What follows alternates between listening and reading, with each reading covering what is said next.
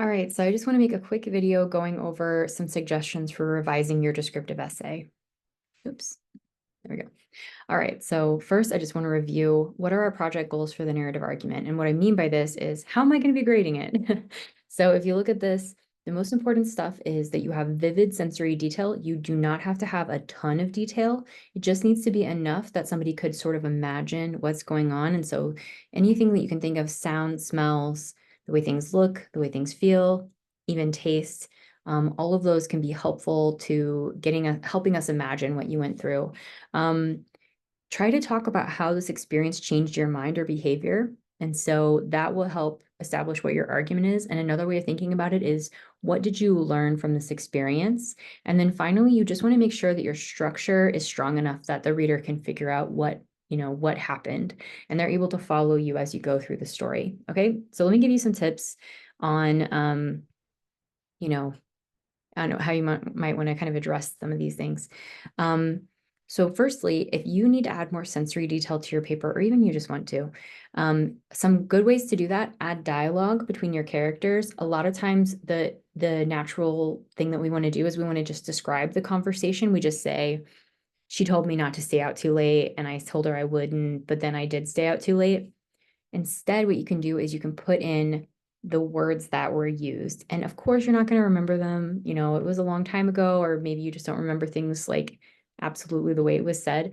So you just want to give a sort of an idea of what the conversation sounded like. And this is just going to really help the reader imagine the situation. You can also add details to characters. The ones you're going to really want to focus on are ones that you're familiar with. And so if you're really familiar with somebody like your best friend, for example, you're probably not going to describe them as much because you just kind of take it for granted what they look like or what they sound like. So you want to make sure that you're giving the reader those details.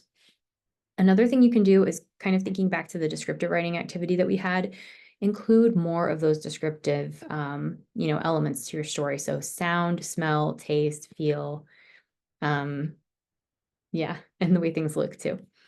And then finally, look for the most significant parts of your story, and that's where you should really make sure you add detail. It's okay to kind of just like move along whenever there's sort of parts of the story you need to include so that they understand the reader understands what's happening. You can maybe use less detail there. You want to make sure, though, that you have enough detail in the parts of your story that really matter, or for the characters, the people in your story that really matter, okay? Clarifying the argument and theme. This is the main thing that students struggle with on this paper. And so you want to make sure that you ask yourself, what did I learn from this experience? And like, you can literally write, from this experience, I learned blah, blah, blah, blah, blah. And that might be something that you put into your paper just the way you wrote it. Okay. You can start with an anecdote, and we've seen a lot of writers do this. And so just this can be a good way, they start with a really short story at the beginning, and that helps illustrate a certain theme or argument that they're going to have. And that can just be a really strong way of helping the reader figure out what you're trying to say. You can always add a thesis statement. So this isn't something that we necessarily think of as being an important part of a narrative, as a thesis, right? That's more of like a formal essay type of content. But you can always add a thesis, and sometimes that might make you feel more confident that your argument's coming through. And if something makes you feel more confident, I would say go ahead and do it. And then finally, this might feel kind of counterintuitive, but sometimes taking things out can help the reader focus more clearly on the things that you're trying to emphasize and the things you're trying to tell us. And so if you're feeling like, maybe I didn't need to include this character, or, this person who's in your story, I know it's a real person. I don't need to include this character. I don't need to include this scene. They're still going to know, what the main argument is. And I feel like this is too much of a distraction. Stuff like that, taking those kinds of distractions out of your story can really help if people are struggling to figure out what you're trying to say. And so maybe look for stuff like that that might be distracting your readers. And the easiest way to figure out what that stuff is, by the way, is through peer review. So make sure you're listening to what people are saying about your story. Finally, adding structure. I think with narratives, we take for granted that you just start at the beginning and finish at the end. And if with a lot of the stories that we've read, that's just not been the way that the stories are told. And so hopefully that's given you more ideas of how you can structure the essay.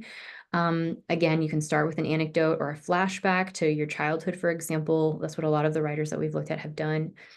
You can format the story as a series instead of as one long story. And so especially if you're having trouble getting your theme across, this can be really effective, because then the goal is to focus on how those those stories in the series all have something in common, and that can really help the reader see what you're trying to say.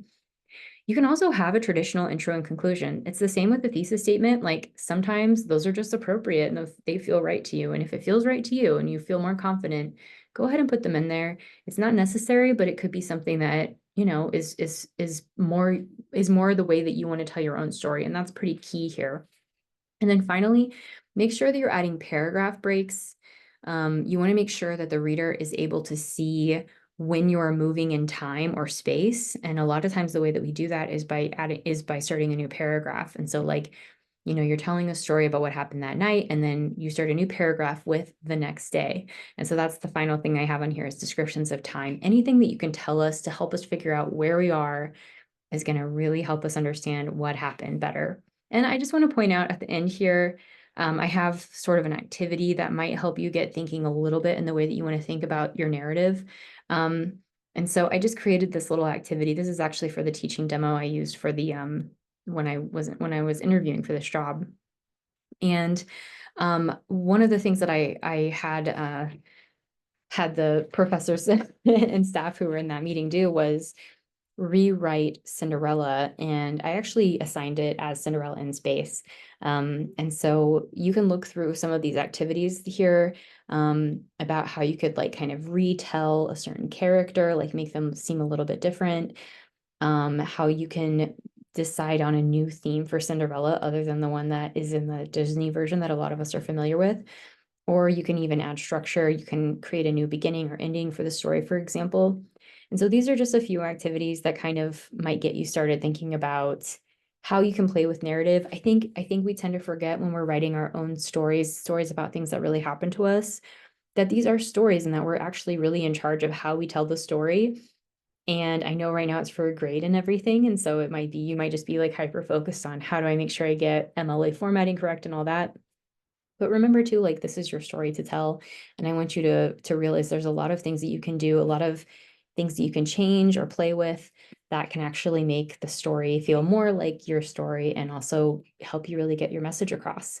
All right, let me know if you have any questions. I hope you all have a good day and good luck with your writing.